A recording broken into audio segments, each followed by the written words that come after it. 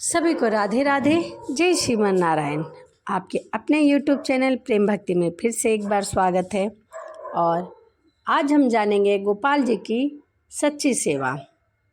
यह कहानी लड्डू गोपाल जी की है और सच्ची घटना पर आधारित है। उनकी एक ऐसे भक्त की है जो कि निस्वार्थ भाव से अपने प्रभु की सेवा में लीन रहती थी।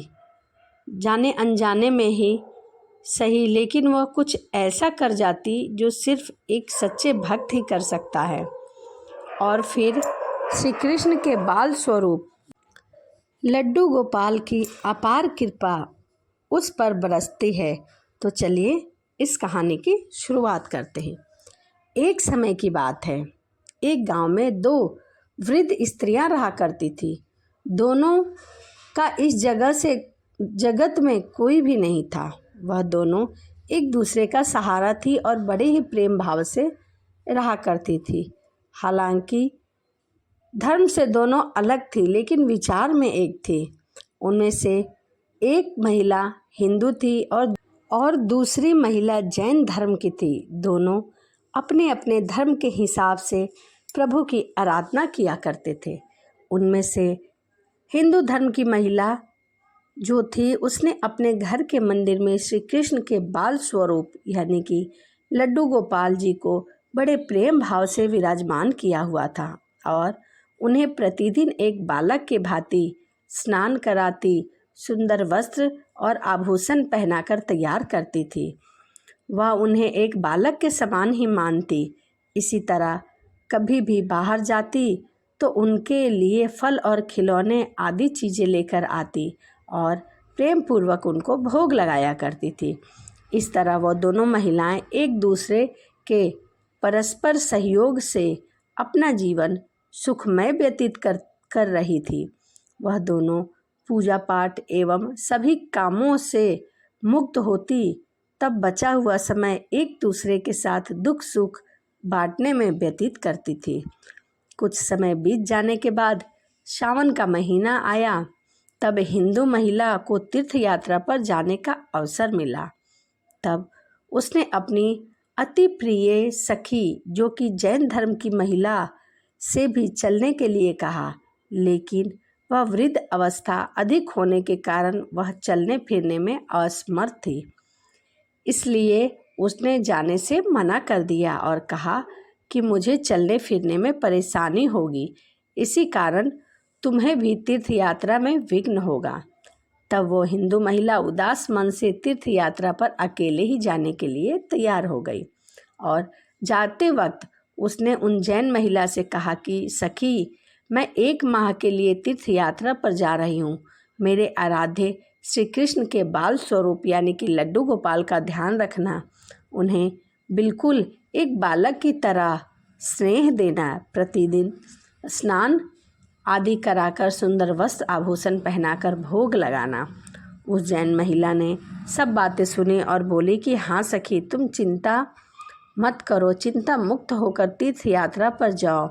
मैं तुम्हारे आराध्य लड्डू गोपाल का भली भांति ध्यान रखूंगी। इतनी सब बातें बताकर वह महिला तीर्थ यात्रा के लिए निकल गई।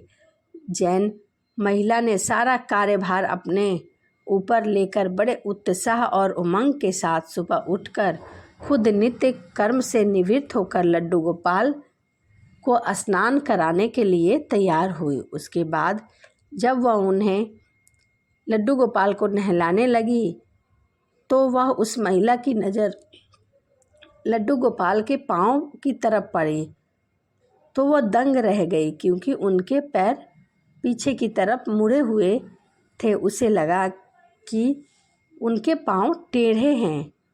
इसका मुख्य कारण ये था कि उस महिला ने जब भी उन्हें लड्डू गोपाल को देखा, वस्त्र से ढका और सुसज्जित देखा था। वह इस बात को समझ ही नहीं पाई कि लड्डू गोपाल घुटने के बल पर बैठे हुए हैं, उनका बाल स्वरूप ऐसा ही है। वह बहुत परेशान हुई और फिर सोचने लगी कि अपनी सखी से क्या कहूँगी। उसने इतने विश्वास के साथ मुझे यह जिम्मेदारी दी और मैंने लड्डू गोपाल की देखभाल भी सही से नहीं की। यह सोचकर वह बहुत चिंतित होकर बैठ गई कि उसे याद आया कि उसकी सखी ने कहा कि लड्डू गोपाल सिर्फ एक प्रतिमा नहीं बल्कि जीवित होते हैं। बस फिर क्या था। उसने निश्चय किया कि दिन प्रतिदिन उनके पैरों में मालिश करेंगी और वह दिन में कई बार ऐसा ही करने लगी। और जैसे ही श्री कृष्ण का स्वभाव, वो भी इतने कृपालु दया निधान, उस वृद्ध महिला की इस नादान भक्ति से वंशीभूत होकर उन्होंने उस पर अपनी अपार कृपा लुटा दी।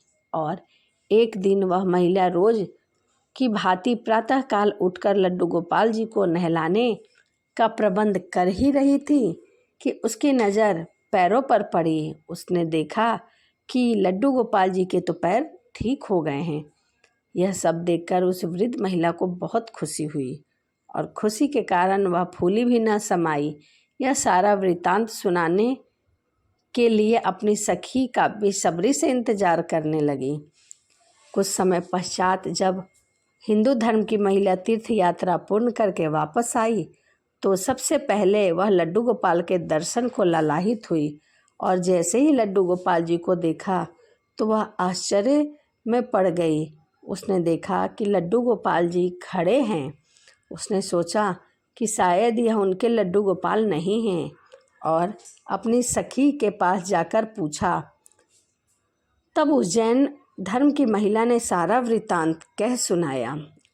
उसकी बातें सुनकर हिंदू धर्म की महिला समझ गई कि यह सारा खेल मुरलीधर श्री कृष्ण कन्हैया का है और दौड़ी दौड़ी लड्डू गोपाल के पास पहुंची और उनके चरण में गिरकर बोली कि हे मेरे कन्हैया, हे मुरलीधर, हे कृष्ण मुरारी, आपकी कृपा दया की कोई पराकाष्ठा नहीं है। आपकी कृपा का कोई सानी नहीं है। और फिर उस जैन वृद्ध महिला से बोली कि हे सखी, तू धन्य है, तुझ पर श्री कृष्ण की ऐसी अपार कृपा हुई है जो कोई कभी सोच भी नहीं सकता। तुझे नहीं पता कि हमारे लड्डू गोपाल के पाँव तो वैसे ही थे क्योंकि उनका यह बाल स्वरूप बैठी हुई मुद्रा में है, लेकिन तेरी भक्ति ने इनके उस स्वरूप को भी बदल दिया और उनके पैर सीधे हो गए।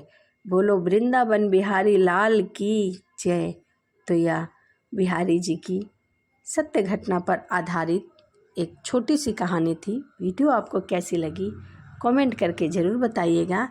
इसी के साथ वीडियो को यहीं समाप्त करते हैं और आपसे मिलते हैं अगली वीडियो में। सभी को राधे राधे। जय श्रीमन नारायण।